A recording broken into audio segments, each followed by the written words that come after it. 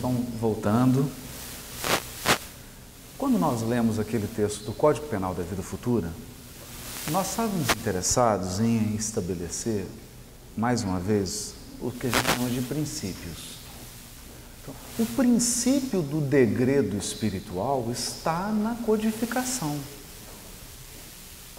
Por isso que é importante, quando nós estudarmos a codificação, absorvermos o princípio de funcionamento das coisas. Porque uma vez absorvido o princípio, nós conseguimos raciocinar. Por que Kardec estabeleceu, evidentemente, através da revelação dos espíritos superiores, porque o que Kardec recebeu foi uma consultoria das esferas divinas. Quem assessorou foi o Espírito de Verdade. O que eles ensinaram para ele? Escala espírita, degraus evolutivos, escala progressiva dos mundos.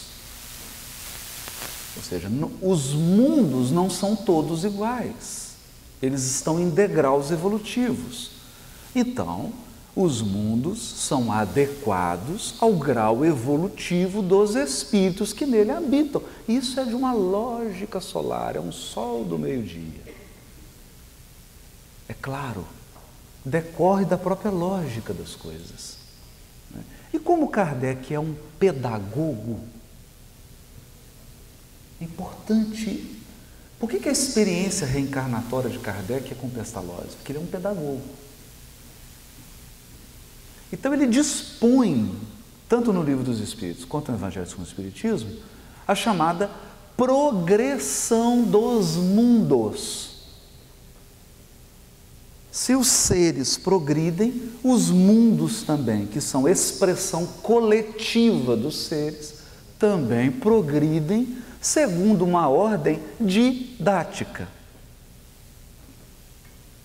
em que nós temos mundos primitivos, em que são mundos onde a atividade material e biológica é quase absoluta, você não tem um predomínio da atividade intelectual e cultural. Essa é a característica do mundo primitivo. As atividades físicas predominam, você não tem atividades intelectuais e culturais de grande monta. É isso. Você tem os mundos de expiação e prova, que são mundos que guardam uma relação com os mundos primitivos. Por quê? Porque eles ainda vivem em condições materiais. Então nós temos uma herança animal. Nós temos um parentesco muito próximo ainda com a animalidade. Vivemos em condições físicas que são condições do Neandertal. A diferença do mundo de expiação e prova é que a humanidade já possui uma condição intelectual e cultural em que ela ameniza as condições físicas com o uso da tecnologia. Seja essa tecnologia uma faca, um metal, seja ela um helicóptero, um avião.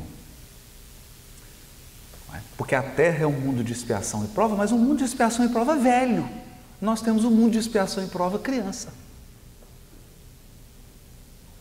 Na época do início do Egito, do início do Império Chinês, nós éramos mundos de expiação e prova bebês. Hoje nós já somos mundos de expiação e prova velhos.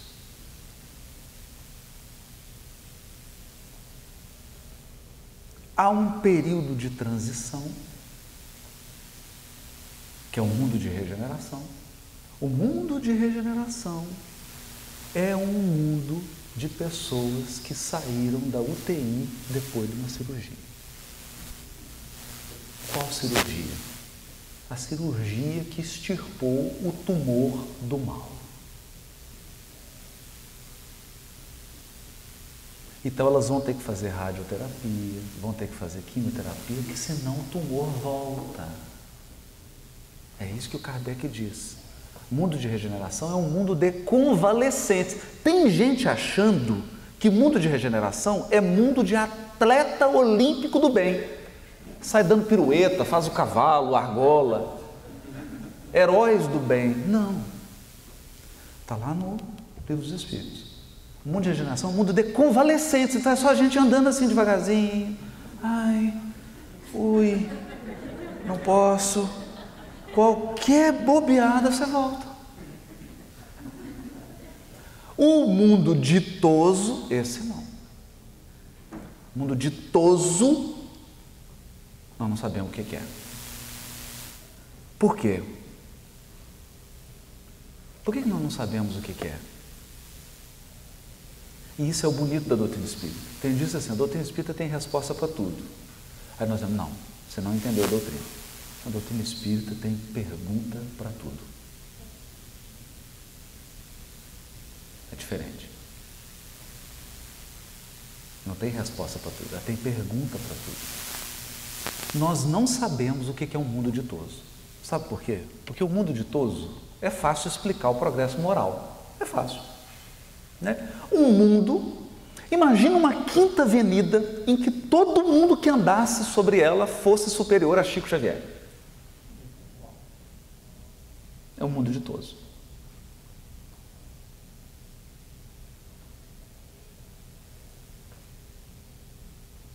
Isso é o progresso moral. Agora, como entender o progresso físico? Fisicamente falando, como é que é um mundo ditoso? Não sabemos. Quando André Luiz descreveu uma colônia espiritual da Terra, teve gente que achou que era ficção científica, tem gente que acha até hoje. Imagina se descrever um mundo ditoso. Nós não sabemos. Mas a progressão dos mundos. E o espírito que não deu conta de acompanhar o progresso do mundo onde ele vive, porque sempre tem alguém que toma bomba. Não tem escola, vocês conhecem? Alguma classe em que todos os alunos são aprovados? É muito raro isso. Sempre tem alguém que repete a matéria. Não é? Eu me lembro que tem um negócio na matemática, na época que a gente estudava, né? É fatorial. Então, fatorial de 4, 4, 3, 2, 1. Fatorial de 5, 5, 4, 3, 2, 1. Né? Aí a gente perguntava, qual que é o semestre que você está? Está fatorial 6. Estou fazendo matéria do sexto, do quinto, do quarto, do terceiro, do segundo e do primeiro. Eu queria ficar devendo créditos e ia fazendo matéria de tudo. Ou seja, espíritos que não conseguem acompanhar o progresso de um mundo são levados para outro mundo condizente com... Eis o ponto. Condizente com o quê?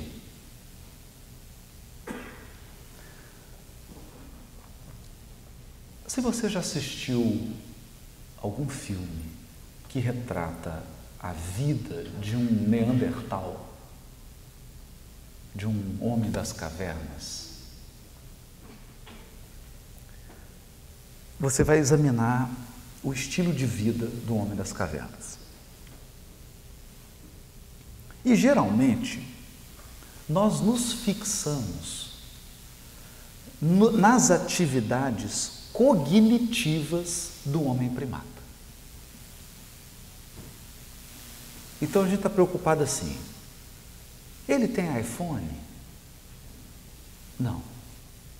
Ele sabe fazer conta? Não. Ele sabe escrever na pauta?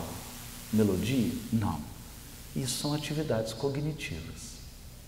Mas nós não fazemos uma pergunta que é básica. Qual é o padrão emocional dos seus relacionamentos?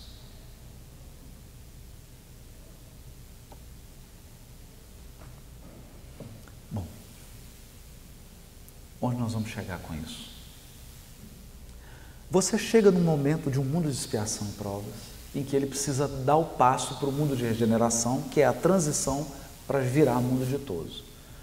O tempo que um orbe fica no mundo de regeneração, segundo Kardec, é um tempo curto. Curto, nós não sabemos exatamente quanto, mas é curto. Porque regeneração é uma transição para você chegar e virar um bebezinho do mundo ditoso. Porque tem mundo ditoso bebê e tem mundo ditoso ancião, né? Tem planeta que já é mundo ditoso há 10 bilhões de anos. Tem orbe, que é mundo ditoso, há 100 mil anos.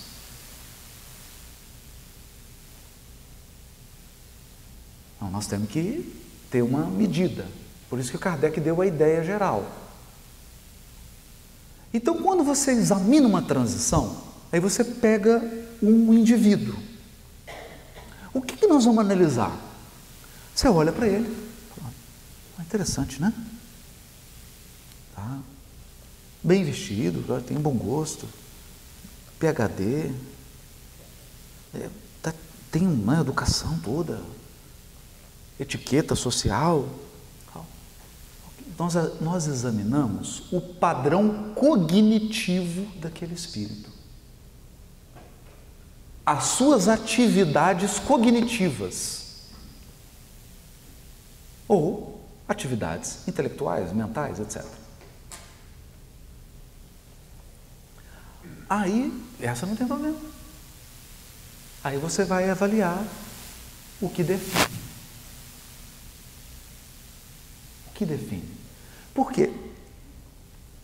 Saber resolver uma equação de segundo grau não muda a sua vibração espiritual.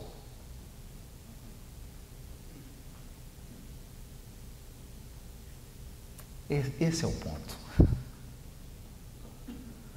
Ela trabalha a sua sabedoria, o seu aspecto cognitivo, que é fundamental.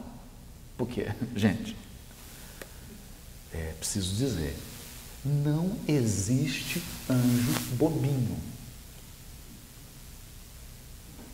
O anjo mais bobinho que tem, que é aquele que acabou de virar anjo, teoria da relatividade para ele é soma de 1 mais 1, 2.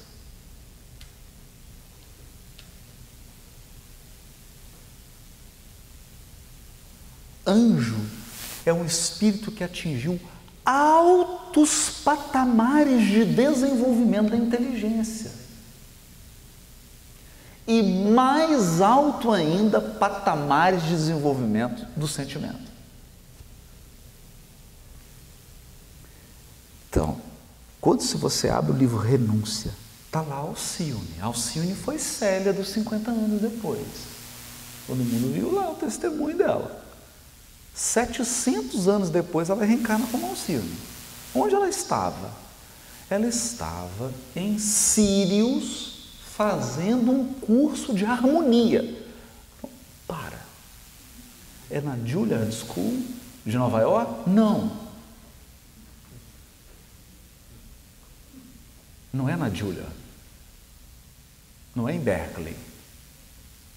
Ela estava em Sírios estudando harmonia. O Fred, dá para imaginar o que ela estava aprendendo lá? Os padrões de harmonia que esse espírito estava estudando em Sírios. Porque eu aqui tenho que fazer uma orquestra assim, metais, cordas. E como é que é uma orquestra em Sírios? Quais são os instrumentos? Qual o alcance dos instrumentos? Quais as possibilidades sonoras? Então, gente, não tem anjo bobinho. Não tem anjo bobinho. Altos padrões intelectuais. Mas o critério, quando você chega no mundo, o padrão afetivo do espírito. O padrão emocional, o seu padrão de relacionamentos. É isso que define quem vai, quem fica.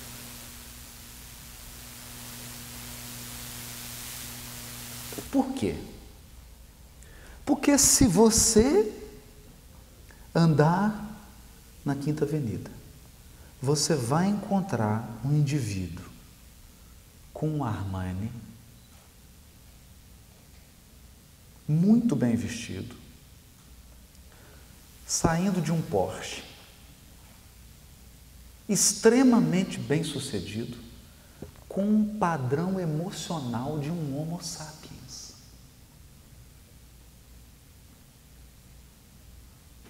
Emocionalmente, ele é um homem das cavernas.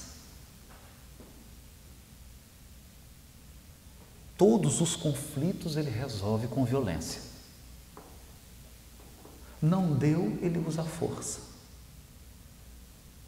O padrão de organização dele é o padrão hierárquico autoritário. Eu mando, todo mundo obedece. O padrão de convencimento dele é o seguinte: se você não me seguir, eu te mato.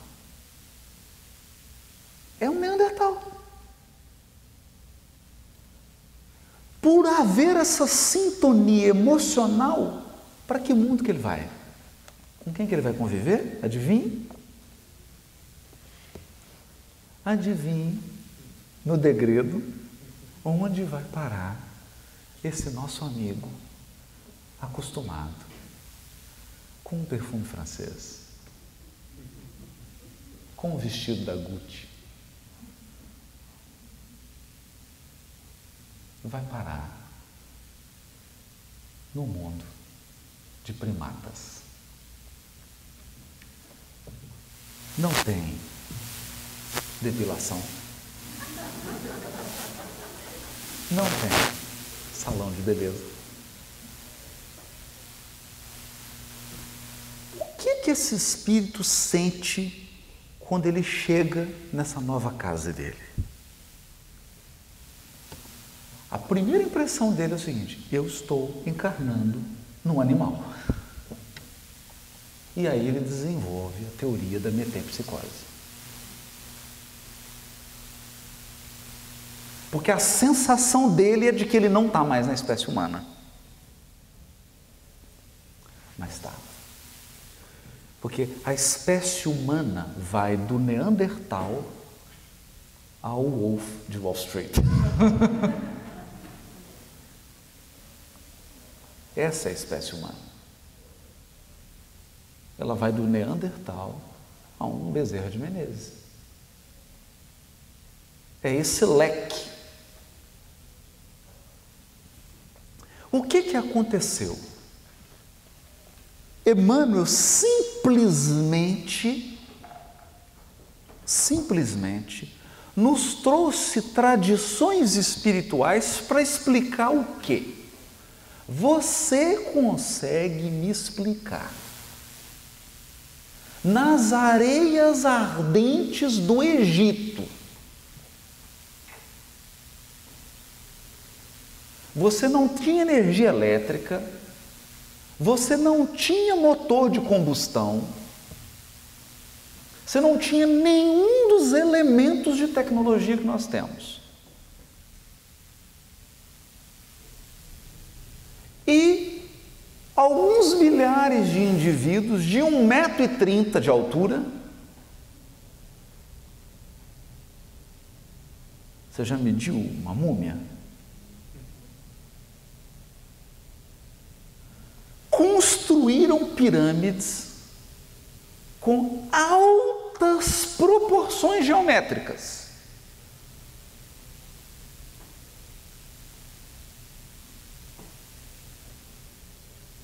Tem alguma coisa aí.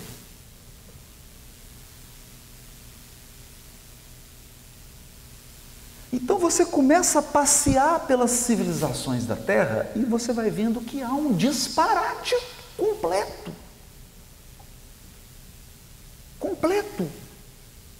Você vai em Pompeia e os sujeitos canalizaram a água, fizeram saunas coletivas, salas de banho aquecidas, utensílios, uma série de elementos. Você fala assim, não, mas se e assim iam almoçar assistindo o gladiador um matando o outro. Então, vestiam túnicas de deixar Jorge Armando de boca aberta, mas sentiam prazer em ver alguém matando o outro assim na frente, sangue sendo derramado. Como é que você explica essa distorção? Como é que explica esse disparate?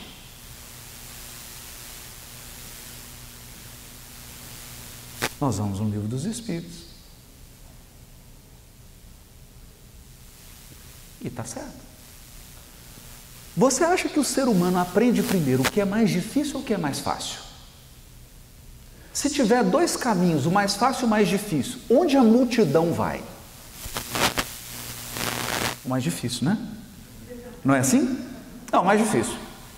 Se eu reunir 100 mil pessoas aqui, tiver a forma mais fácil, a forma mais difícil, todo mundo vai na mais difícil? Não, todo mundo vai na mais fácil. Na mais fácil, na mais rápida, mesmo que seja a mais errada.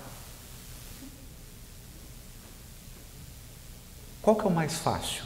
Qual que é o progresso mais fácil? Intelectual. Qual que é o progresso mais difícil? Moral. Porque o progresso moral exige autodomínio, autocontrole. Domínio sobre si mesmo. Autocontrole do desejo. Disciplina do desejo. Ele é mais difícil. Então, o que o Livro dos Espíritos diz? O progresso moral segue o progresso intelectual. O progresso intelectual vai na frente. O progresso intelectual vai na frente e puxa o progresso moral. Então, adivinhe? Você tem espíritos que, do ponto de vista intelectual, poderiam estar em outro mundo, mas do ponto de vista emocional, a Terra já é elevado para eles. E tem que voltar para o inferior ainda. E como que Deus harmoniza esse problema? Aí eu vou ler aqui o trecho de Emmanuel.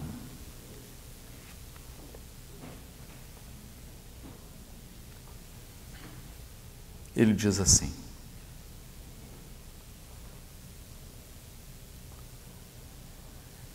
entre as raças negra e amarela, e aqui Emmanuel está usando uma terminologia de 1938, que não é mais usada hoje, o termo raça é substituído por etnia. Mas nós não vamos aqui ficar discutindo terminologia, porque o importante é a ideia. Né?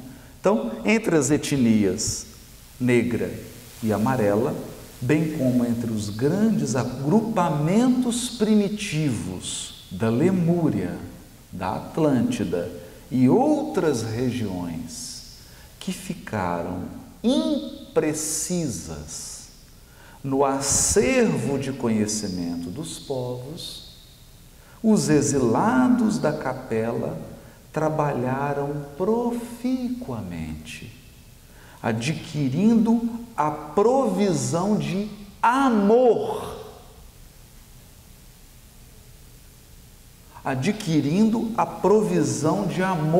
para suas consciências ressequidas.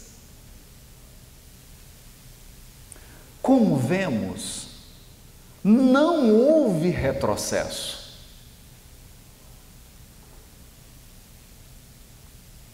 Mas providência justa de administração. Administração? Como assim? Providência justa de administração, segundo os méritos de cada qual, no terreno do trabalho e do sofrimento para a redenção. Então, como que se corrige o disparate entre o desenvolvimento intelectual e o desenvolvimento moral? Com trabalho e sofrimento. E por que medida de administração? Porque Deus administra os mundos do cosmos. Nova York tem prefeito, a Terra também. Nova York Estado tem um governador, não é? o sistema solar também. E quais são os critérios de administração dos mundos? Você precisa deslocar populações.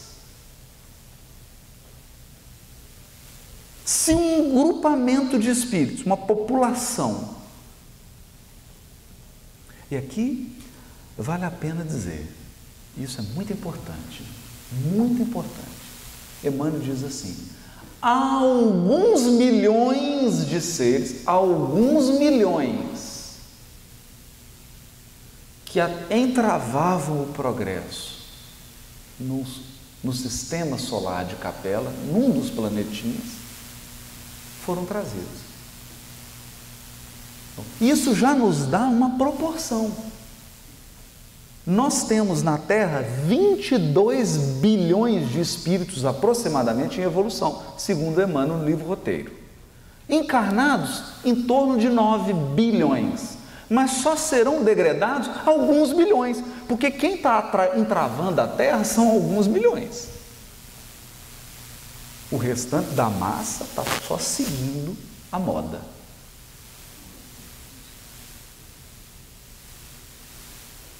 Para cada um que pensa, tem 1000 que segue.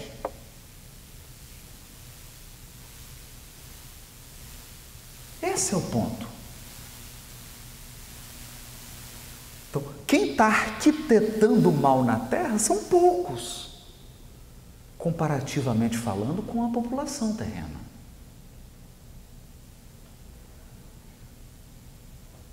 E são deslocados por medida de administração, como um diretor de uma escola, ele administra, esse aluno não tem condição. Então, imagine, isso não é uma medida de ódio. Deus não dirige o universo com raiva. Deus dirige o universo com amor e com sabedoria. O que faz uma professora, o que faz uma pedagoga que vê que a criança não está conseguindo acompanhar a turma? Coloca essa criança numa outra turma adequada ao seu desenvolvimento. Essa é a medida administrativa. Então, quando Emmanuel usa medida administrativa, nós precisamos começar a pensar na evolução como um administrador de empresa. Por isso que eu brinco assim, Jesus o CEO, mas é por causa disso, é por causa dessas expressões do Emmanuel. De fato, você tem que tomar medidas administrativas. Por exemplo, vamos fazer uma especulação? Você tem os países imperialistas da Europa, eles vêm e começam a invadir colônias, explorar colônias, explorar colônias, explorar colônia. Aí chegam os espíritos que cuidam das questões sociológicas para Jesus e falam assim: e agora, mestre, não vamos fazer? Vamos tomar uma medida para, diante da lei de causa e efeito, resolver esse problema. Qual que é a medida, mestre? Imigração. Todo mundo da colônia emigrar para o país de origem. Eu não vou citar nomes, mas você pega o jornal, você vê que a Europa está vivendo os problemas que são problemas. Quais são os problemas que ela está vivendo? Os problemas de imigração? São problemas decorrentes do imperialismo europeu.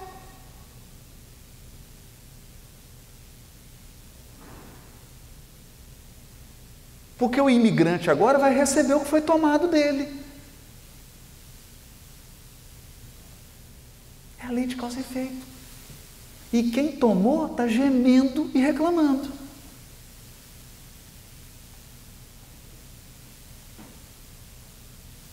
São medidas de causa e efeito em nível coletivo. E não adianta, porque se um país tem esse débito para resolver, não adianta, vai passar por essa situação. É uma conjuntura. Uma conjuntura. E quem está lá não vai ter paz enquanto não devolver tudo que tirou.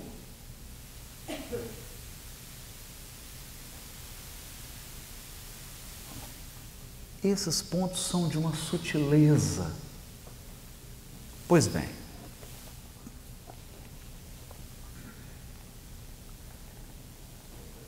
diz assim, Emmanuel: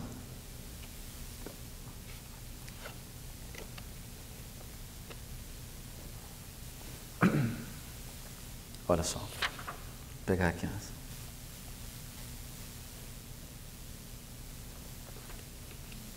Tendo ouvido a palavra do Divino Mestre, antes de se estabelecerem no mundo, as raças adâmicas, nos seus grupos insulados, guardaram as reminiscências das promessas do Cristo, que, por sua vez, as fortaleceu no seio das massas, enviando-lhes periodicamente os seus missionários e mensageiros. Para quê? Para lembrar as pessoas da promessa que ele tinha feito. Então vamos lá. Agora nós temos a lógica. Capela, sistema solar que está 42 anos-luz distante do nosso sistema. É o nosso sistema solar vizinho. O que você faz quando você tem um problema?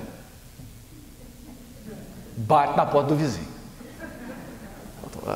Ô, você desculpa, olha, esqueci aqui, faltou isso, cachorro, será que teria condição? Não, pois não. Bate na porta do vizinho, não é? Qual que é o nosso vizinho? Capela. Se você pegar uma nave andando a 300 mil quilômetros por segundo, você demora 42 anos para chegar em Capela.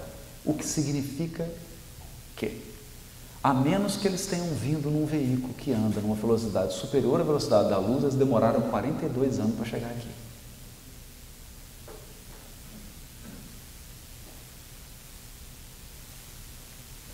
Acontece que isso envolve uma medida administrativa.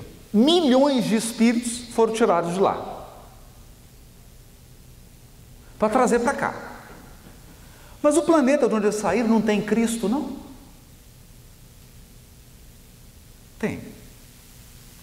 O sistema de Capela não tem a comunidade de Cristos? Tem. Não tem um Cristo que dirige o sistema? Tem. Não tem um Cristo para cada planeta do sistema? Tem. Reuniram, deliberaram e mandaram um WhatsApp para a comunidade de Cristos do sistema solar. Precisamos nos reunir. Problemas no mundo em transição. Agendaram a reunião, não sei onde, se reuniram.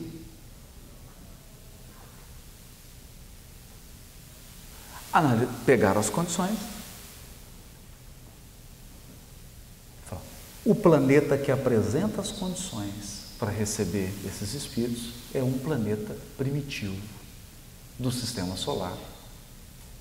O que está primitivo é a Terra. Então vai ser na Terra. E aí viraram para o Cristo da Terra e falaram: irmão, você pode receber?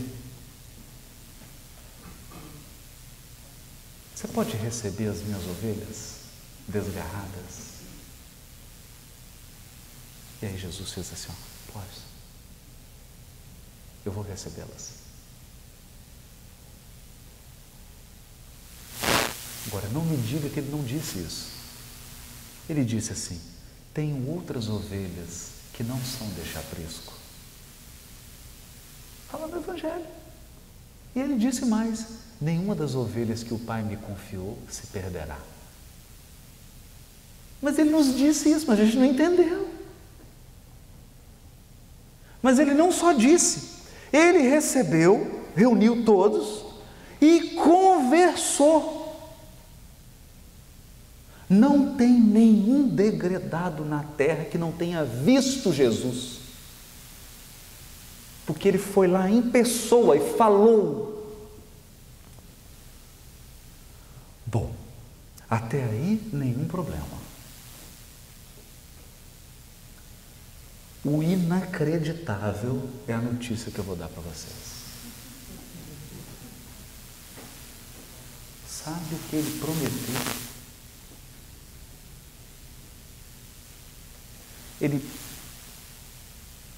Eu vou falar dessa conversa porque me contaram, viu? Nós estamos lembrando, né? Dessa conversa. Tem muita gente aí lembrando. Ele disse assim: meus filhos, sabe por que vocês estão perdendo o jardim do Éden? Porque vocês entraram num processo de experimentação do mal. O projeto da autossuficiência.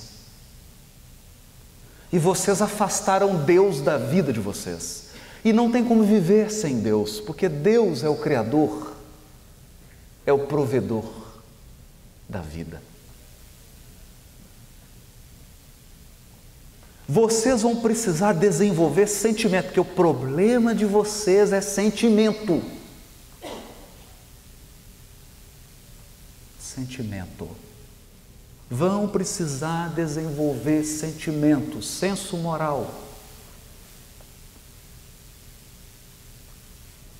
E restabelecer conexão com Deus. Então é o seguinte: eu estou mandando vocês para um mundo de neandertais. Dá uma olhada. Está vendo aquele ali? Olha lá, acabou de quebrar a cabeça do outro. Está comendo carne muito mal passada, podia ser pelo menos Miriam, sem sal. Eu preciso que, como forma de reparar o estrago que vocês criaram, vocês eduquem essas massas primitivas. Ensina para eles a temperar carne, a construir estrada, a fazer casa, a construir teatro, conservatório, balé, música, literatura, poesia, magnetismo, mediunidade, respiração, yoga, cuidar dos chakras. Preciso que vocês ensinem isso tudo para eles.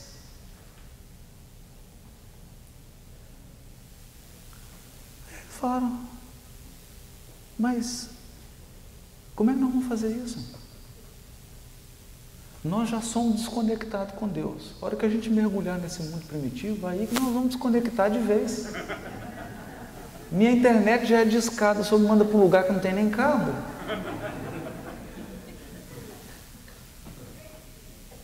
Aí ele, o Cristo, fez a promessa mais inusitada que surpreendeu todo mundo.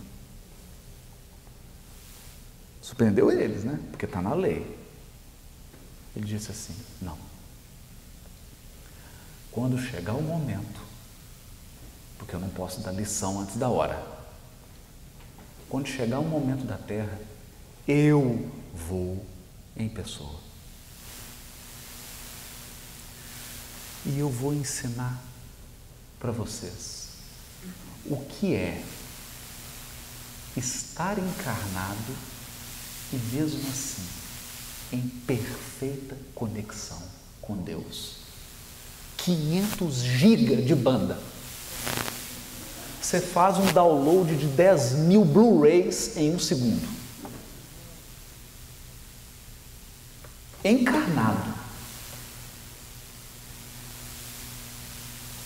Prometeu para eles. Aí o que o Emmanuel diz? Diz assim, ó: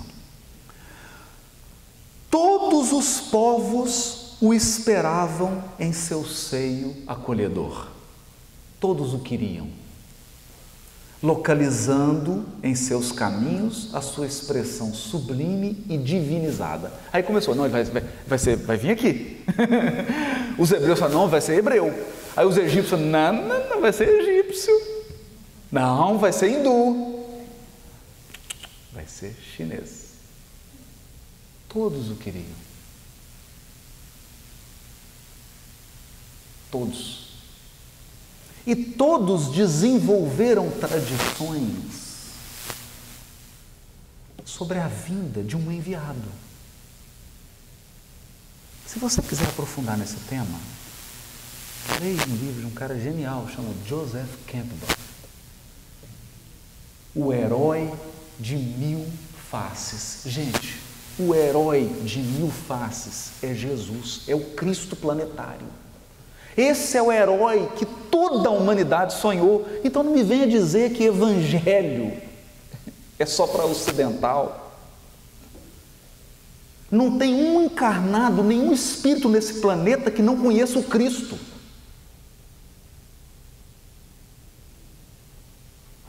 Ele é um suprassumo da Terra.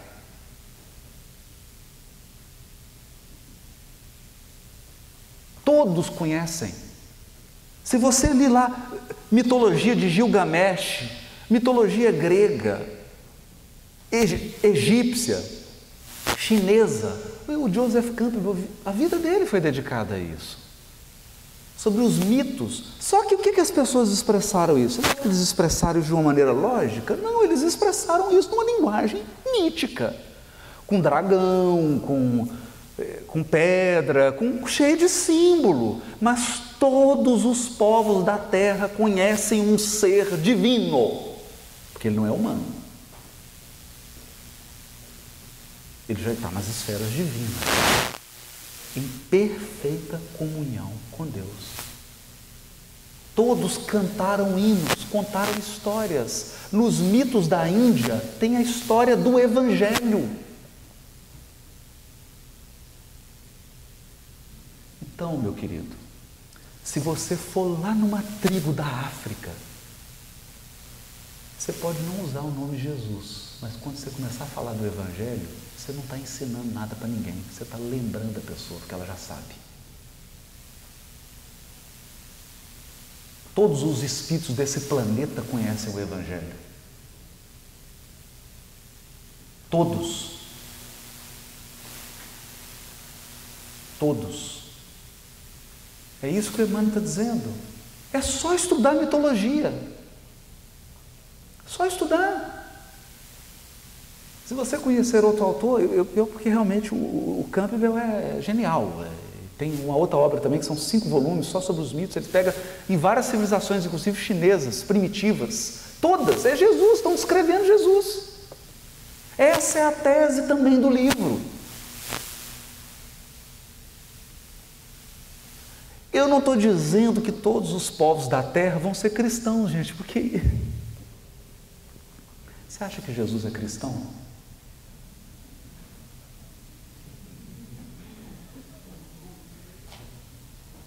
Imagine você entrando na Assembleia de Cristos do Sistema Solar e perguntando aqui: quem é espírita aqui?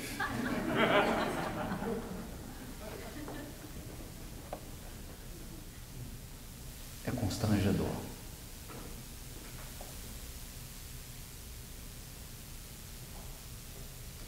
Como eles são o amor, eles vão dizer assim: Jesus, irmãozinho, responde para ele.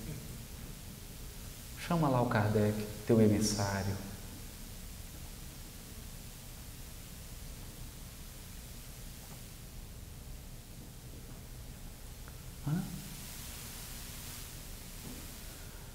Qual é a religião de quem vive em Sírios? Muçulmano? Maomé esteve lá? Essa é a beleza da doutrina espírita. A doutrina espírita fala de leis morais. E ela diz assim, 625, qual o tipo mais perfeito que Deus tem oferecido aos homens para lhe servir de guia e modelo? Jesus. Jesus é o tipo mais perfeito para a Terra. Para a Terra. Ok? Porque se você perguntar para o Cristo do Sistema Solar, qual o tipo mais perfeito que Deus ofereceu a Ele Cristo do sistema solar para servir de guia e modelo, ele vai responder o quê? Jesus?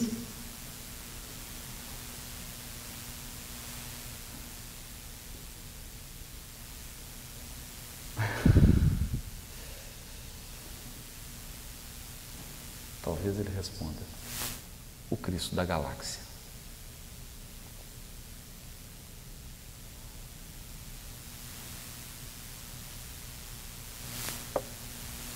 No comentário, vale a pena até ler. Isso vale a pena até ler. No Livro dos Espíritos, eu vou pegar aqui agora, Kardec escreve um comentário a essa pergunta. A pergunta e a resposta. E o interessante é que no comentário a gente percebe a perspicácia do codificador. Estou procurando a pergunta aqui. Esse suspense é bom, porque a gente vai pensando.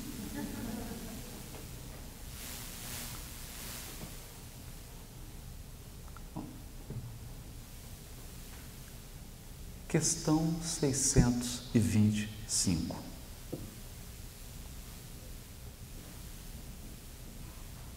Qual o tipo mais perfeito que Deus tem oferecido? Tem oferecido significa que a gente aceitou. Ao homem para lhe servir de guia e modelo. Interrogação. Resposta. Vede Jesus.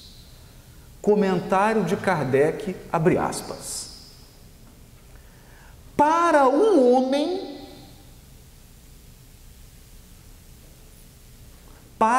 homem, Jesus constitui o tipo da perfeição moral a que a humanidade pode aspirar na Terra.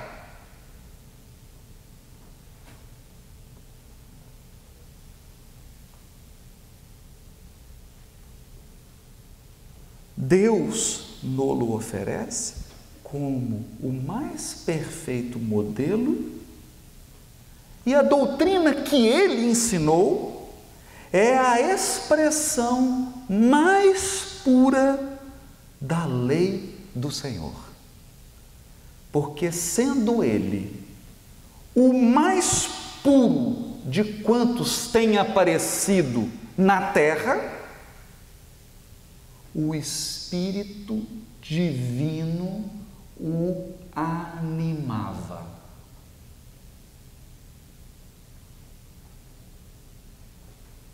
O que o Kardec está dizendo?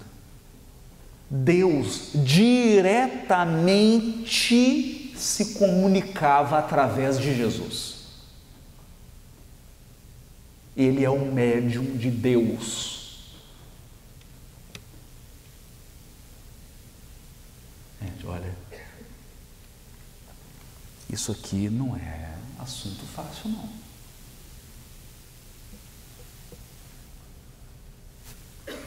Isso aqui não é assunto fácil. Nunca pisou na terra um ser que estabelecesse conexão com Deus como Jesus.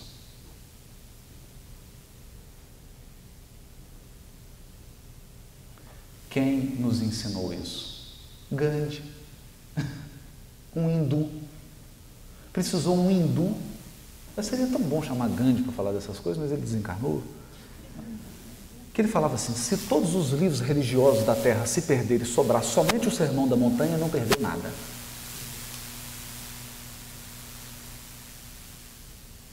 É preciso...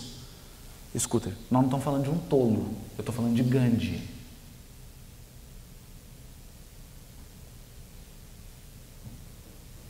E tem espírita que pergunta assim: mas esse negócio de Jesus... vai ter que reencarnar na Índia, aprender com Gandhi, para poder voltar para ser espírita. É esse senso de... Por isso que Emmanuel diz no prefácio da obra, o que ele está procurando é restabelecer a verdadeira posição do Evangelho no mundo. Qual é a posição do Evangelho no mundo? Você está achando que o Evangelho é de Jesus?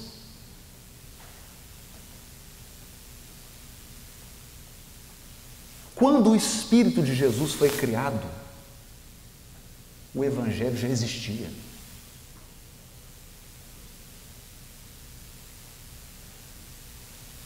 Porque o Evangelho são as leis morais do universo.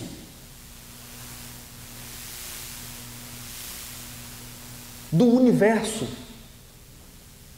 Se você viajar 1 bilhão de anos e for parar numa galáxia, o perdão é lei lá.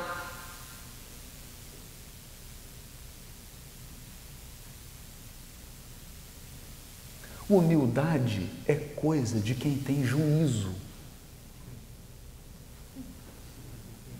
É coisa de gente sã, que está na perfeita domínio das funções psíquicas. Ele é humilde.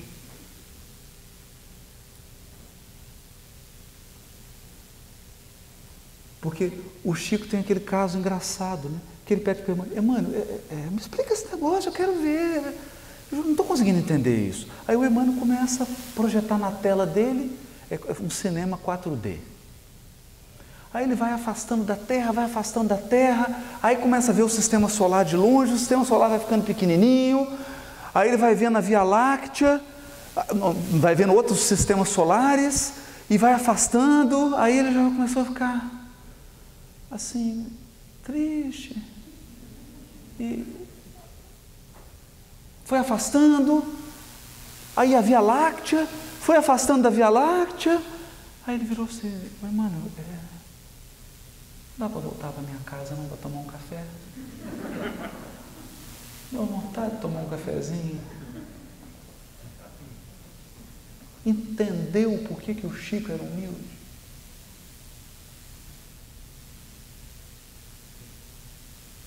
Deu para entender? Primeira vez que eu fui em Pedro Leopoldo, hoje já todos desencarnaram, né? Eu fui para a casa de uma senhorinha, 89 anos de idade. Aí foi mais 2 lá, o mais novinho, 93, 95.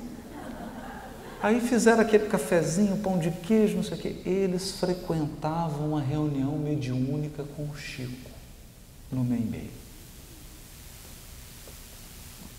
E aí, o Marcel Souto Maior estava comigo nesse dia. Ele não tinha lançado o livro ainda sobre o Chico. Ele estava lá fazendo uma pesquisa e o Arnaldo também. Quem levou foi o Arnaldo, estava o Marcel. A gente sentou, tomamos um café e tal. Aí o Marcel está lá conversando e eu virei para as senhorinhas, né?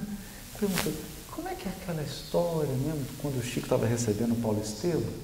Ela falou assim, olha meu filho, a gente se lembra do Chico muito emocionado, dizendo que tinha acabado de psicografar o Paulo Estevam, na casinha, né, num escritóriozinho, numa salinha.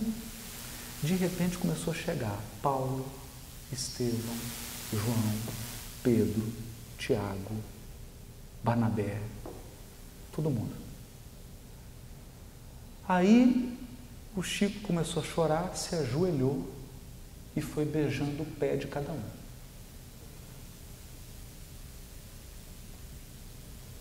Entendeu agora por que o Chico era humilde? Porque tinha juízo. Só é humilde quem tem juízo.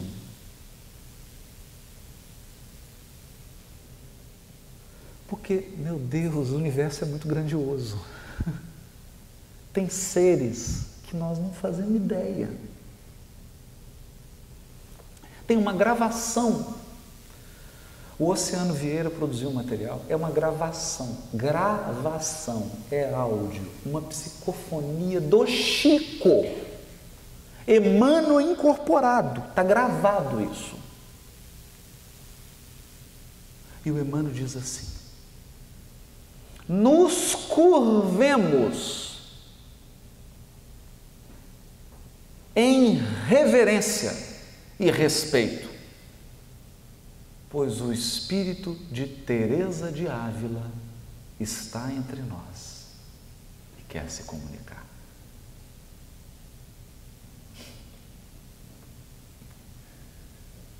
E a voz do Chico fica feminina e Teresa de Ávila começa a falar. O Chico dizia assim: luz é luz. Luz é luz. Então Cristo recebe esses espíritos. Todos eles sabiam, todos eles produziram, todos os povos da terra produziram mitos. Esse é um estudo que nós espíritas ainda teremos que fazer. Na Revista Espírita, Kardec estudava as coisas à luz da doutrina espírita. Nós vamos ter que estudar essas mitologias à luz da doutrina espírita, para encontrar a história do Evangelho nelas. Esse é um tema que está aberto. E vieram em 4 grupos: egípcios, hindus, hebreus e arianos.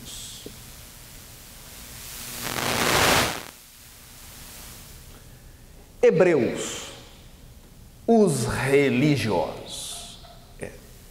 Hebreus é o seguinte: é um somatório de espírita, protestante, católico, muçulmano, judeu, mas só a turma da ala radical. Você mistura tudo, degreda.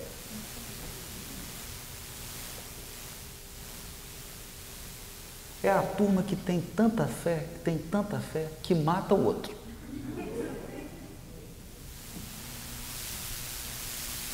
Hebreu. Egípcio é a turma da mediunidade, do magnetismo, da cura, das faculdades psíquicas. Usa e abusa de todos os dons mediúnicos, mas sabe tudo, conhece a fundo, mede de materialização, mede de tudo. Magnetismo é uma coisa assombrosa. Nós tínhamos um amigo do Honório Abreu, Leão Zálio. Leão Zálio, gente, era um médium de cura, um magnetizador. A pessoa cortava a pele, chegava e impunha a mão, fechava. O corte fechava.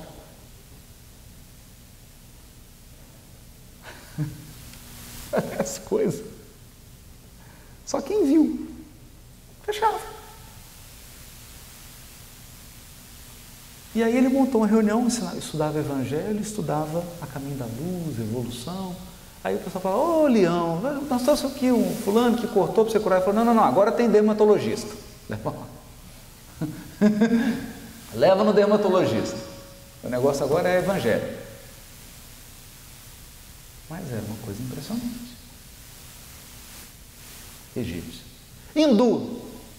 Hindu é fantástico. É a turma zen. É o pessoal que desenvolve chakra, respiração, yoga, trabalha energia. Só que é o seguinte, tem um probleminha, depois vamos falar os problemas. E o ariano? O ariano é o bom vivan. O ariano quer saber de magnetismo, quer saber de cura, não quer saber de negócio de mediunidade, não quer saber de negócio de religião. Ele quer se vestir bem, comer bem, viver bem e, se possível, mandar bastante.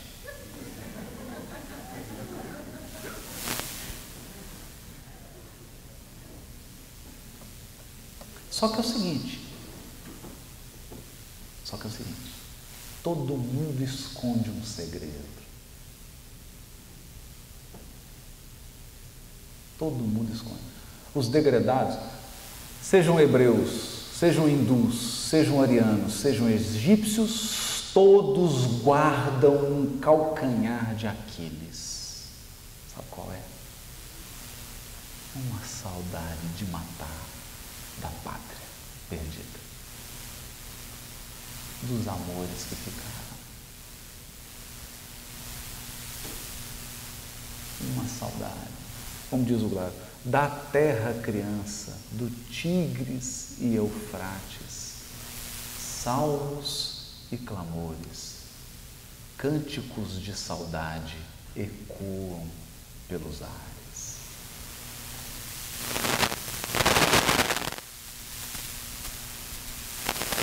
Porque viemos, mas deixamos as pessoas que a gente mais ama para trás.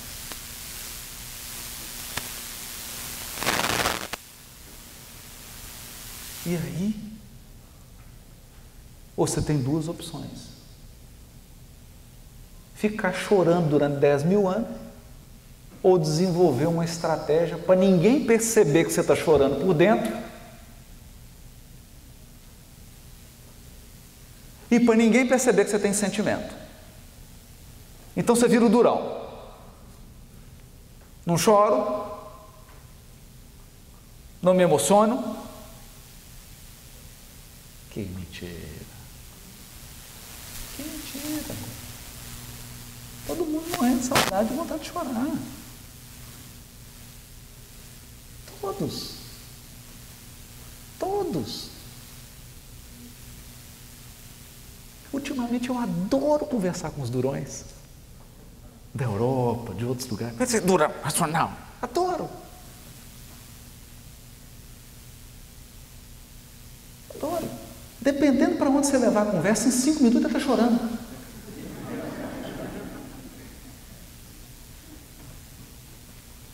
Porque está morrendo de saudade.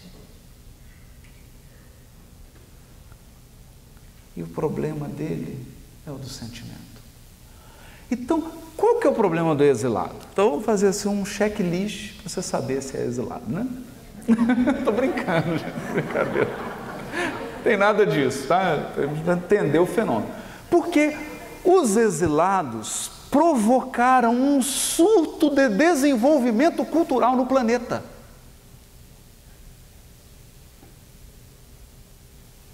Quando encarnou o exilado Neandertal, de repente um exilado está lá em Neandertal, aquela barba grande, ele não tinha nem um Mach 3 para fazer a barba. Ele falou: meu Deus, que tristeza, nossa senhora, não tem um salzinho, não tem um primeiro prato, um segundo prato.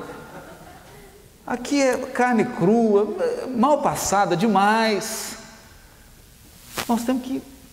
O que a gente vai fazer aqui? Descobrir o fogo. Daqui a pouco estava com uma pedra lá, cortou, já está cortando. Está lá com um talher de pedra, cortando.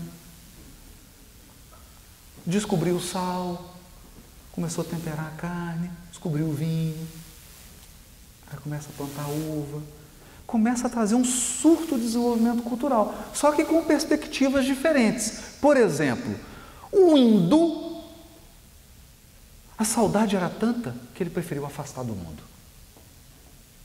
Essa é a chaga hindu. Evidentemente eu estou falando de padrões gerais. Eu não estou me detendo a aspectos específicos.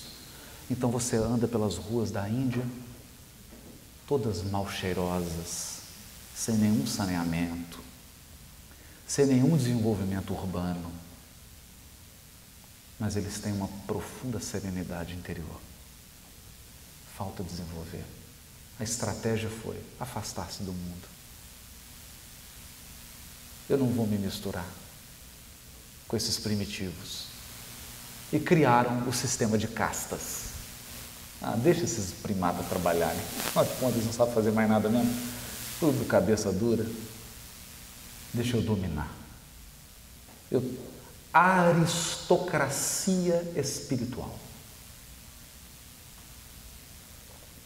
Gente, a aristocracia espiritual é 1000 vezes pior do que a aristocracia política. 1000 vezes pior. Porque há pouco tempo eu ouvi, ele é um hindu lá do Brasil, um sujeito tão bonito que ele falou, assim, que ele disse assim: você acha que precisa fazer uma respiração para se equilibrar? Que bom, que bom. Mas se você pensa que é melhor do que o outro, porque você sabe fazer essa respiração, tem alguma coisa errada. Não assistir programas bobos na televisão é bom, que bom que você fez esses caminhos, mas se você acha melhor, se acha melhor do que as pessoas, porque não assiste esses programas, tem uma coisa de errado. E aí ele começa a falar isso. Você não bebe, não fuma, mas se você acha que é melhor do que as pessoas que bebem, que fumam, tem alguma coisa errada. Aí no final ele diz assim, porque no fundo, essas são armadilhas do ego.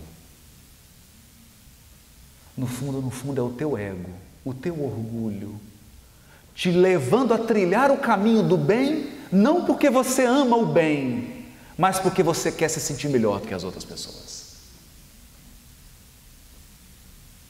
E nós não devemos seguir o caminho do bem porque queremos ser melhor que os outros. Devemos seguir o caminho do bem porque a gente ama o bem.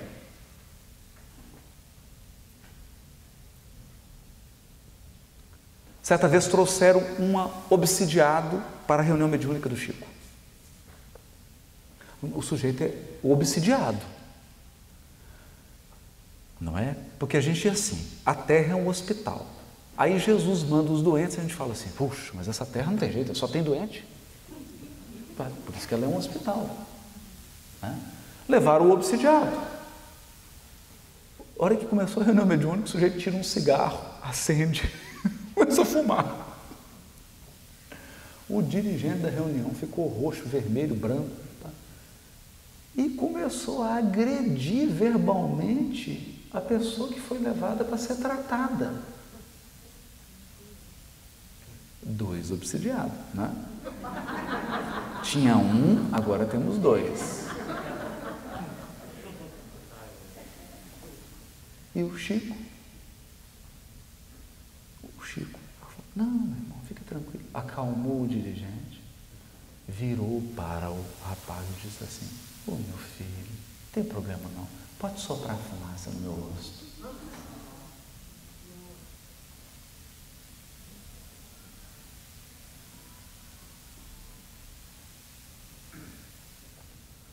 Por quê? Porque todos nós vamos trilhar o caminho do bem. Esse é um determinismo divino. Então nós não devemos nos sentir melhor do que os outros porque já estamos trilhando o caminho do bem. Pelo contrário. Devemos nos sentir felizes, abençoados e fazer de tudo para que os outros também trilhem. Não nos sentir melhores. Essa foi a chaga da Índia. Se afastou do mundo. E Jesus esperava que eles cuidassem, que eles se envolvessem, que eles se relacionassem, que eles ensinassem o primata. Imagina um Neandertal fazendo yoga. Ele ia evoluir muito mais. Imagina se a Índia tivesse espalhado esses conhecimentos. Se ela tivesse desenvolvido um processo civilizatório. Está acontecendo agora. Eles estão se integrando agora. Estão vindo. Os processos econômicos têm essas coisas malucas, né? Eles vão corrigindo problemas. Estão se integrando agora. Mas era para ter feito isso há muito tempo. Era para eles terem se integrado. Aí veio os hebreus, religiosos. Sabe tudo de prece, de revelação, de processo de revelação, de Cristo, de mundo, sabe tudo isso. Qual decisão tomaram? Gentio para lá, eu para cá. Eu sou escolhido, eles não foram escolhidos. Ufanismo racial.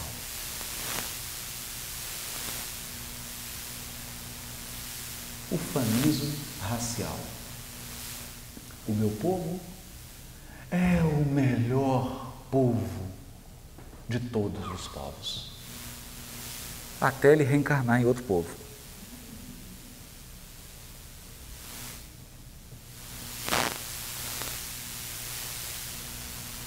E pior, dos 4 grupos, adivinha qual deles era o mais endividado perante a lei de causa e efeito? Adivinha? Os religiosos. Gente, tem gente que faz mais confusão nesse mundo do que religioso? Não tem. Não tem.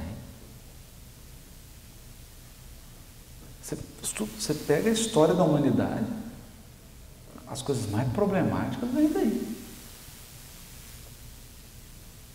Daí ou de um outro grupo. Aí nós vamos falar dele daqui a pouco.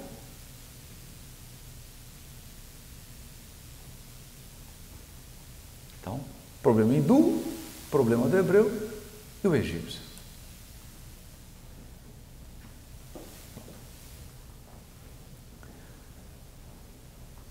Tão preocupado com a morte, com o mundo espiritual, que se desvinculam das questões práticas da vida.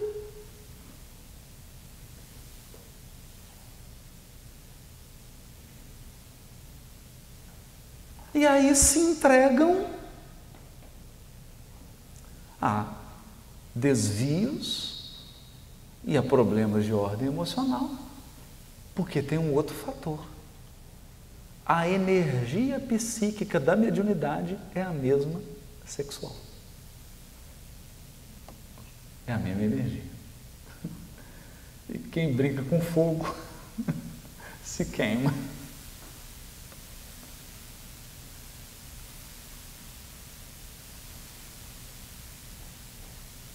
Então, a passionalidade, a paixão,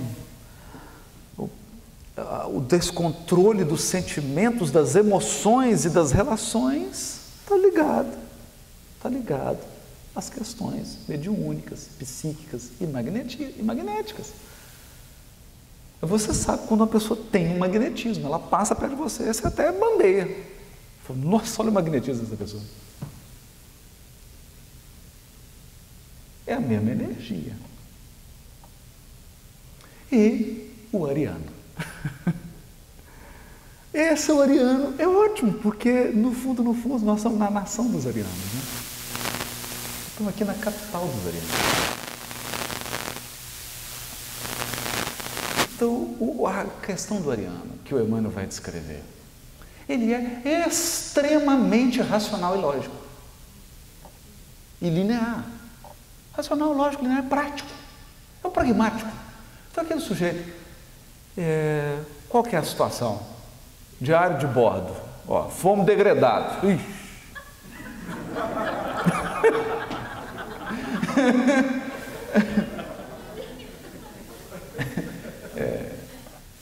Localização geográfica. Sistema solar, 42 anos-luz. Nossa, é longe. Equipamento para retorno. Nenhum.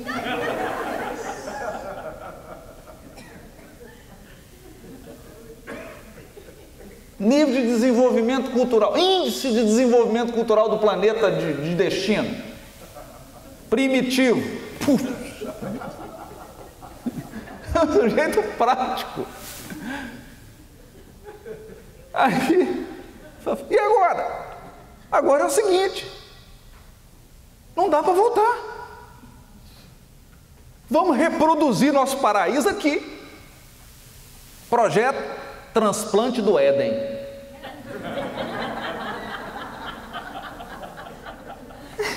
Eu estou brincando, mas é isso. Quem lembra aí? Arquitetura, chama a turma da arquitetura, chama a turma dos exércitos, chama a turma do... Projeto Reconstrução do Éden. Agora, tem uma coisa, vocês vão morrer de rir, gente, mas o Emmanuel disse isso. Não com essas palavras, na linguagem superior. Não é? Emmanuel diz assim, eles não tinham história religiosa. Naquela época, a história, a tradição só se perpetuava através da religião. Então, os hindus deixaram os livros sagrados, os hebreus deixaram seus livros sagrados, os egípcios deixaram seus livros sagrados, os livros dos mortos. Os que já viviam aqui, chineses, asiáticos, que eram povos também com história, com tradição da terra. Tinham seus livros sagrados. Aí o pessoal, e agora? Agora nós não temos religião, nem queremos ter. Agora, vamos registrar nada. Ficaram peregrinando. Cultuando árvore, pedra,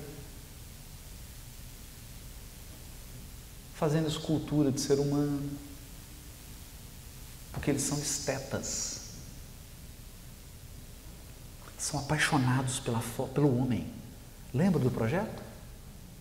Não é um projeto de autossuficiência? Então, vamos adorar a Deus, não, vamos adorar o ser humano.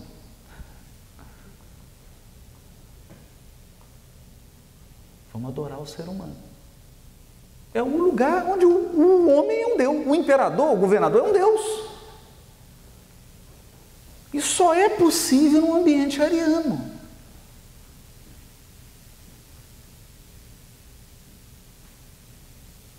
Deus salve a rainha. Essa coisa de ariano.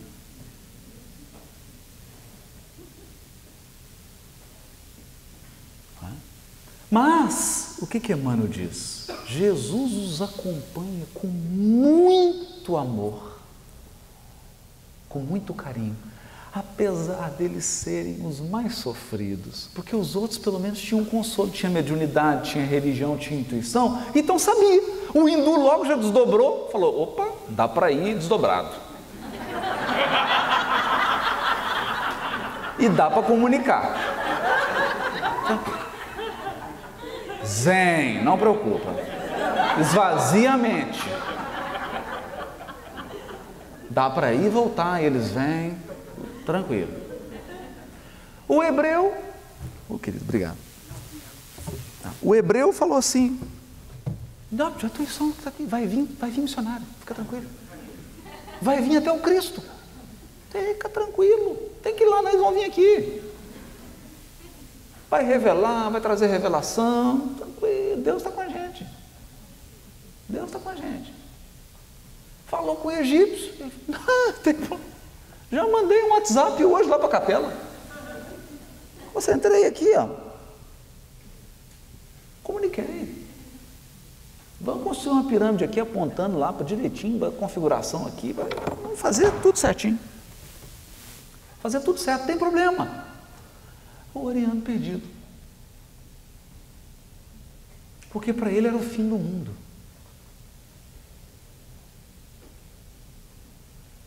Então o que ele fez? Guardou o sentimento. Trancou aqui dentro. Digitou a senha do cofre, falou, ninguém entra no meu coração. Porque se eu abrir eu vou sofrer. Sofrer é coisa para fraco. Eu vou enquanto der. Eu sou forte.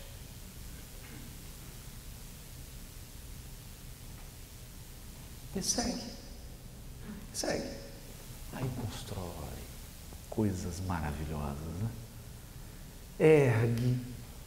E olhou assim, o negócio é o seguinte, as moças aqui estão ainda na fase neandertal, vamos cortar cabelo de todas elas, faz a unha, depila e vamos casar com elas mesmo, porque não tem jeito. Mas é assim, porque Emmanuel fala assim, foram os únicos que se misturaram. Então eles saem do Irã e começam a fazer o processo de migração. E, meu amigo, casa com todo mundo. Se junta com todo mundo. Chega lá e encontra o chinês. Ah, que bom, vou fazer um negócio aqui.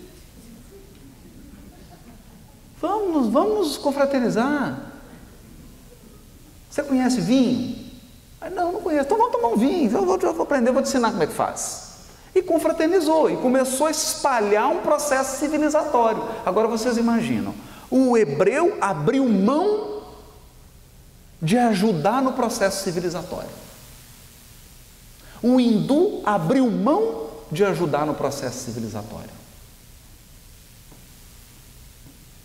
O egípcio também. Quem foi o único que ajudou Jesus no processo de civilização do planeta? O ariano. Então, hoje nós temos um mundo ariano. Uma civilização ariana. Materialista. Hedonista. Hedonista. Por que hedonista? Se você fala, olha, vou falar isso baixo. Não fala a palavra dor com um ariano. Ele fica nervoso, te agride.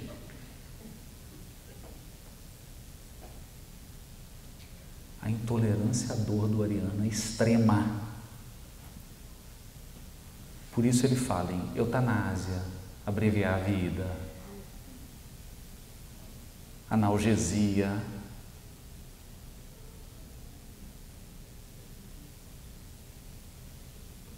O hindu arranca dente sem anestesia. Vai arrancar, vai. Deixa eu concentrar aqui. Eu estou brincando, tinha um amigo em Belo Horizonte, arrancou dente sem dar anestesia. Entrou na respiração, fez yoga, eu falei, eu não vou nessa não, pode aplicar anestesia aqui.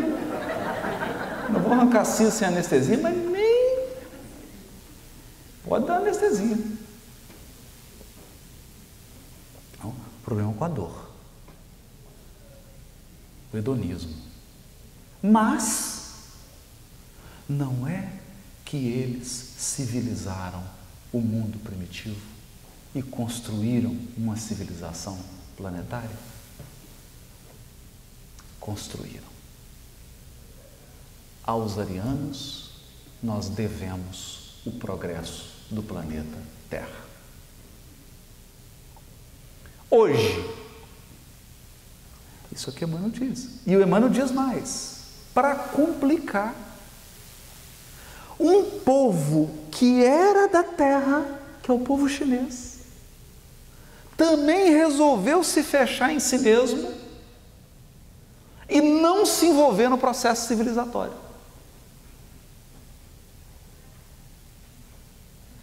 Então, quando eu digo que trabalhar com Jesus é jogo do Brasil, disputa no pênalti, é isso. Porque aí ele teve que... Vai fazer o quê? Vai fazer o quê? Vamos desenvolver. Desenvolve a civilização ariana e nós estamos numa realidade agora. Qual que é a realidade? A civilização ariana está construída, o projeto foi concluído. Agora, é o que está acontecendo. Esses outros segmentos estão tendo que ser trazidos para o processo civilizatório. Então agora você está vendo ariano comendo de pauzinho na mão, ariano fazendo massagem, fazendo yoga, vindo para grupo espírita, aprender mediunidade com o egípcio reencarnado, ariano aprendendo sobre revelação, sobre Cristo. Por quê? Tem que misturar o melhor de cada grupo para que aquele projeto que Jesus tinha, que era um projeto rápido, eficaz e menos doloroso, se realize. Porque o Cristo planetário se colocou à disposição para dar consultoria para a gente. Mas qual que é o nosso lema? Todo mundo lembra. Qual que é o nosso lema? Eu não preciso de consultoria. Eu basto a mim mesmo. Deixa eu experimentar. Deixa eu fazer. E estamos aí. Esse é o mundo. Esse é o mundo. Então, se nós raciocinarmos, que Emmanuel vai terminar o livro dizendo sobre o Evangelho e o futuro. O Evangelho e o futuro. O que foi preciso fazer? Trazer a revelação espírita, que é uma síntese do conhecimento espiritual humano, numa linguagem ariana.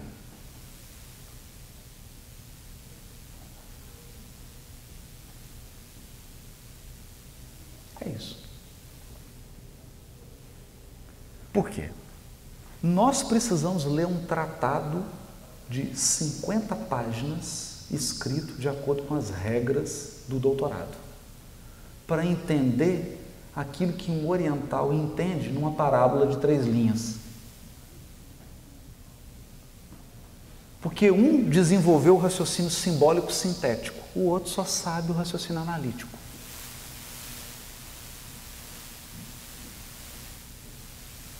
Esse é o ponto.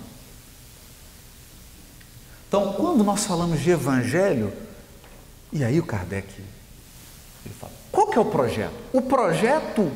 O projeto do Espiritismo é a construção do homem de bem.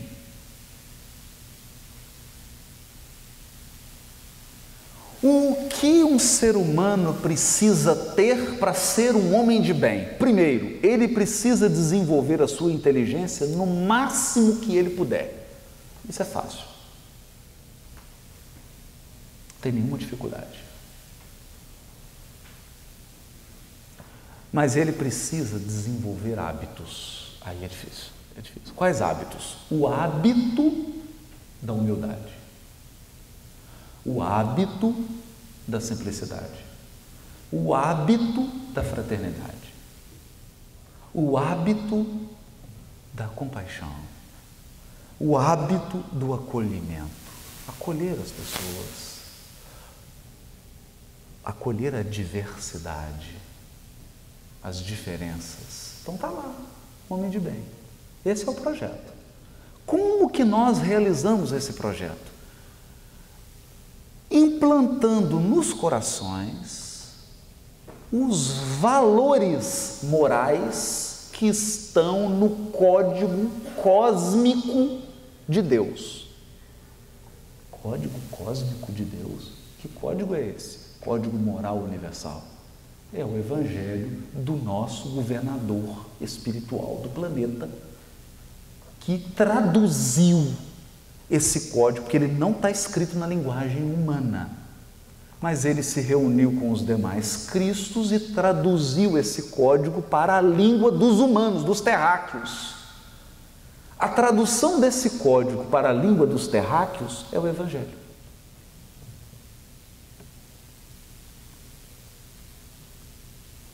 É o Evangelho. Então,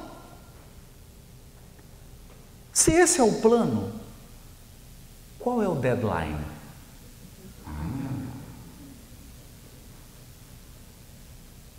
Qual é o tempo? É o seguinte: quantos dias tem uma semana? 7.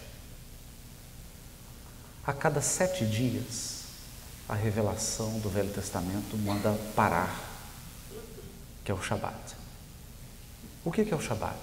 É o dia da conexão com Deus. Você se desconecta de tudo para se conectar apenas a Deus. 7 dias. Mas se você for no Salmo 93 e na segunda epístola de Pedro, capítulo 3, versículo 8, Pedro vai dizer assim, repetindo o Salmo: sabendo primeiramente isso, lá ele estava falando sobre muita transição, ele fala assim, sabendo primeiramente isso, 1000 anos para o Senhor é como um dia, e um dia é como 1000 anos. Se um dia são 1000 anos, adivinha quanto que é uma semana de 1000 anos? São quantos? 7.000 anos? 7.000 anos. Ok. Como é que Emmanuel chama a raça dos degradados? Raça adâmica. Adâmica. Na questão 52 a 59, Kardec faz 2 perguntas desconcertantes. Ele pergunta assim: Adão foi o primeiro homem que viveu na Terra? Os Espíritos falam: não foi nem o primeiro, nem o único. Tranquilo? Ok. Aí ele faz assim: em que época viveu Adão? Não é possível. Será que ele não leu o anterior? Mas o mais incrível, os Espíritos dizem, mais ou menos na época em que lhe assinalais, 4.000 anos antes de Cristo.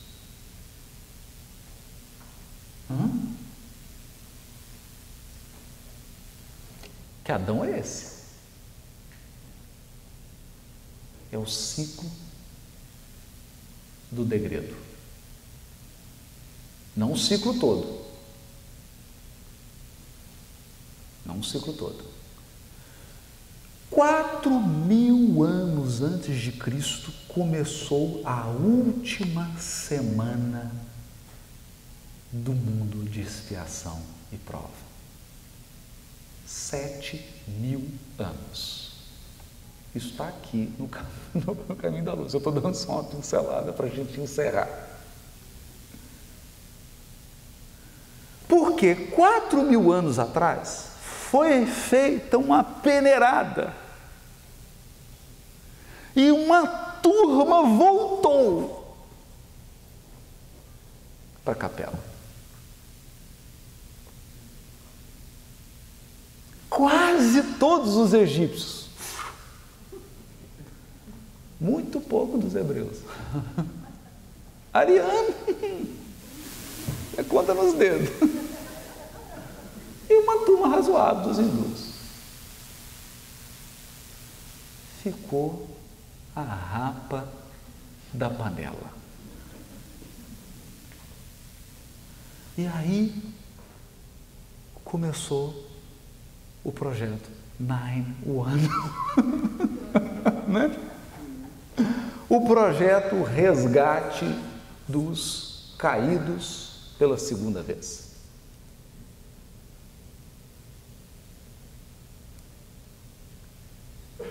Que é o projeto Resgate de Adão. 4.000 anos antes de Cristo, 2.000 anos depois de Cristo, sexto dia. A Terra vai entrar num Shabat. Está no Apocalipse, capítulo 20, 21.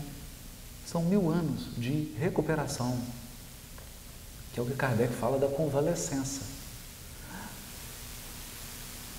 Espera aí, Haroldo. Ok. Ismael, antes da codificação, um pouquinho antes de 1831, antes de se encerrar o primeiro reinado, reúne a pleiade de espíritos que cooperam com ele, e várias pleiades se reúnem, e ele diz assim: não ignorais que estamos no século do advento do Consolador. Serão 100 anos preparatórios dos próximos 100 anos. Serão 100 anos? Serão? 1857, mais 100? 1957, mais 100? 2057. Francisco Cândido Xavier no Pinga Fogo. Chico, em que data aproximada entraremos na regeneração? Resposta do Chico: Emmanuel nos diz que por volta de 2057. Ok. Se eu tenho uma semana em que cada dia é 1.000 anos, cada dia é igual a 24 horas. Tranquilo aqui? Quantas horas tem um dia? 24. Se nessa semana um dia são 1.000 anos, quanto vale a hora? Quanto vale a hora? 1.000 dividido por 24. Sabe quanto dá? 42 anos. 2057 menos 42 dá 2015. Meus amigos, bem-vindos. Vocês são os trabalhadores da última hora. Isso significa que o que não foi feito em 6.000 anos, nós teremos que fazer em 42. Por quê? Porque não importa a quantidade, o que vale é a qualidade. Se você for um verdadeiro espírita nessa encarnação, vale 20 encarnações. Se nós conseguimos cumprir o nosso papel em 40 anos, em uma vida, pode significar um trabalho que você está fazendo há séculos. Porque a transformação moral não é um processo linear. Se você transforma moralmente, você dá um salto. Os últimos serão os primeiros. Os primeiros serão os últimos. Porque não importa se você começou há 6.000 anos atrás. Você ficou 6, é aquela pessoa que tem 50 anos de empresa e é o pior funcionário. Porque tempo não é sinônimo de competência. Pode ser um indício de competência. Tempo pode ser um sinal de competência, mas não é equivalente. O tempo só é sinônimo de competência se você usou cada minuto para se aprimorar. Então, quem recebe o salário primeiro? Os trabalhadores da última hora. Porque em 42 anos, último capítulo do livro A Gênese, reencarnações estão sendo preparadas, muitos já nasceram. Os arianos vão reconectar-se com a sua origem espiritual. Vão abrir o cofre e vão deixar o coração bater. Vão entrar em contato com seus sentimentos. Vão perceber que Deus é um Pai amoroso. E os povos vão se dar as mãos para limpar os destroços, as ruínas e construir um novo mundo, em que o progresso civilizatório ande de mãos dadas com o progresso moral. Nesse dia, amigo, todos seremos irmãos. Ninguém passará necessidade. Todos teremos educação. Todos teremos cultura, arte. Todos seremos religiosos bondosos, amorosos, felizes, alegres, sem nenhum exagero, sem nenhum excesso. Nos amaremos, teremos relacionamentos profundos, respeitosos, intensos. Jamais levantaremos a nossa mão para ferir alguém. Jamais prejudicaremos o nosso semelhante. Nesse dia, o nosso Cristo vai dar uma festa. A festa espiritual da regeneração da terra. Ele está recrutando, está contratando. Ainda há tempo de entrar nas filas e ajudar no projeto. Você não tem que fazer nada de mágico, você só tem que fazer o que você nasceu para fazer. Mas faça. Você nasceu para ser enfermeiro? Seja um enfermeiro. Você nasceu para ser um músico? Seja um músico. Não importa.